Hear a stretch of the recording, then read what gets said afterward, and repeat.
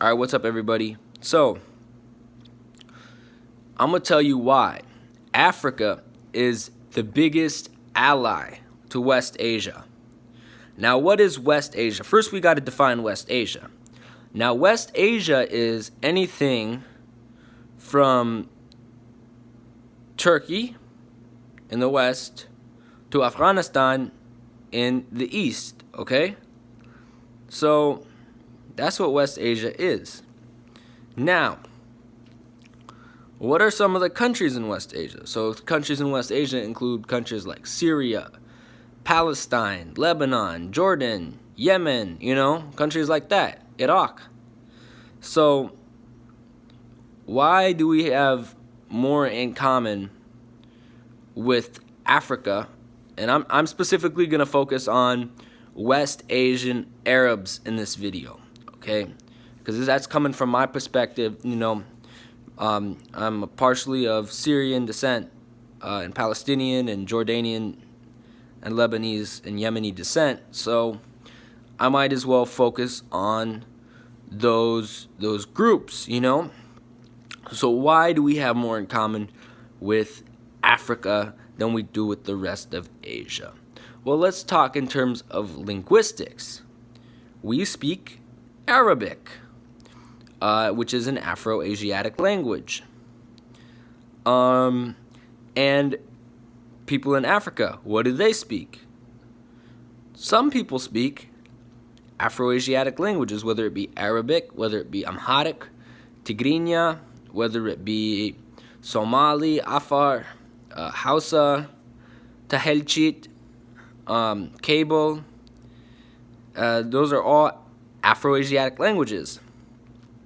Okay? So we speak Afro-Asiatic languages, and what else? Oh, who is the U.S.? Who is the U.S. attacking? Countries in West Asia and Africa, So they're committing war crimes in Syria. They're committing war crimes in Yemen. They're committing war crimes in Palestine, in Iraq, in Somalia. They have illegal military bases in Jordan and in Djibouti. They fund dictators in Jordan. They fund dictators in Egypt, They're committing war crimes in Sudan, They're committing war crimes in Libya. So there's parallels there. And no, like Arabic speakers in different countries, yes, we have trouble. No, we can't understand each other perfectly, right? And yeah, we have trouble understanding each other, what I just said. But we still have that language in common. And we can understand we can understand loan words from Arabic to Amharic and Tigrinya and Somali, We know they're loan words from Arabic to those languages. So that's another common bond. And also, the rest of Asia looks down on Western Asia, The rest of Asia doesn't view us as the same to them, I've definitely had East Asians look down on me because I'm from Western Asia. Because I'm Arab, Because I have family in Palestine and in Syria and Jordan and Lebanon and Yemen. I definitely have people look down on me for that, And a lot of those people from East Asia have been from places like Japan and China and Korea and Philippines, We've definitely been smeared as not Asian enough by Asian Americans from East Asia, And a lot of East Asians, and South Asians, they'll sell out to the political establishment in America. Now, some West Asians will, Justin Amash, Jim Zugby, Rashida Tlaib, people like that, or Daryl Issa, people like that will. But, granted, that's just a small percentage of the West Asian community, and more West Asians are learning how like the political establishment treats us, and how what they really think of us. So you know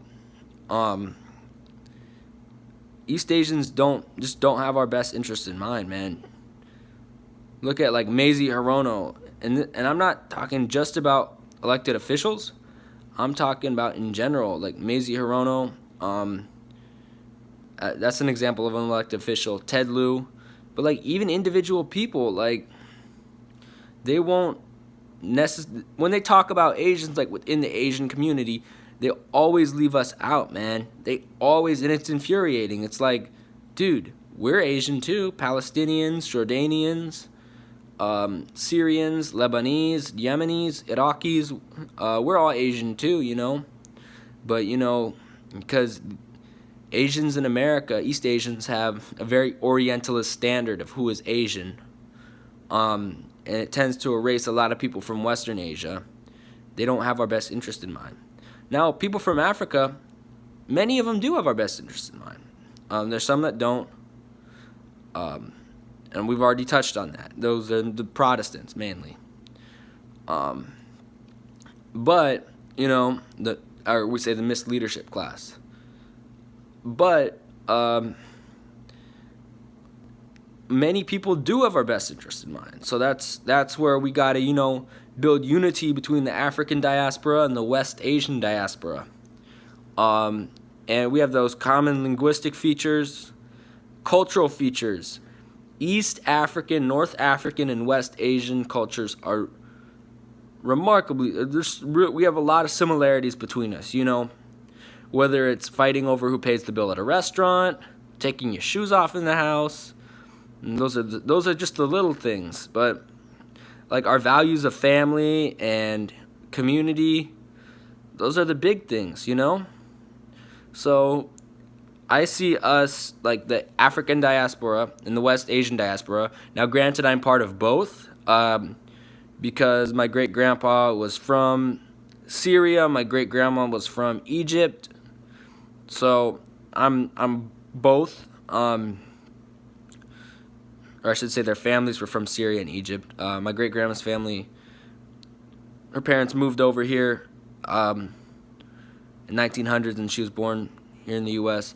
But still, that being said, we have a lot in common. West Asia, North Africa, and East Africa have a lot in common, and that would be dope if we could all work together and build that unity. You know what I'm saying? And that's pretty much all I have to say. Bye-bye.